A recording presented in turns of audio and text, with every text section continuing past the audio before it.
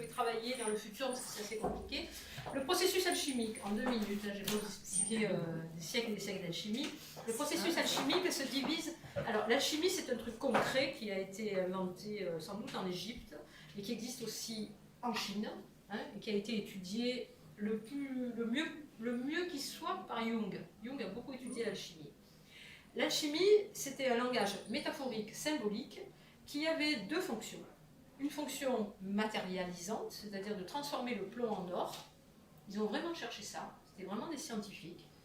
Mais aussi une intention spirituelle, qui était de dire on va transformer le plomb, c'est-à-dire la matérialité de l'homme, en or, c'est-à-dire l'âme.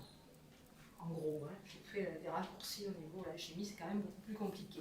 Ce qui est intéressant, c'est que c'est un processus. Alors, il a été écrit des livres qui s'appellent L'alchimie spirituelle, par un spirituel qui s'appelait Ambelin. Ça vaut ce que ça vaut d'ailleurs, parce qu'il y a des choses un peu hermétiques, ésotériques.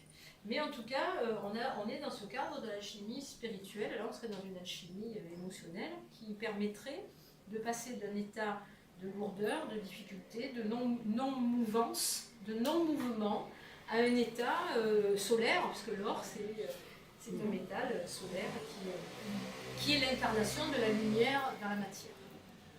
L'or étant pensé symboliquement comme l'incarnation de la lumière. Quand on dit l'alchimie, c'est pas l'or qu'on cherchait, mais la lumière. Donc cette quête de lumière, c'est-à-dire cette quête d'une dématérialisation d'énergie positive et vivante, c'est ça la quête de la lumière, elle a été symbolisée dans l'alchimie, et c'est intéressant comme champ de réflexion. Je suis un peu au début là-dessus. Hein. Tu dis, excuse-moi, tu dis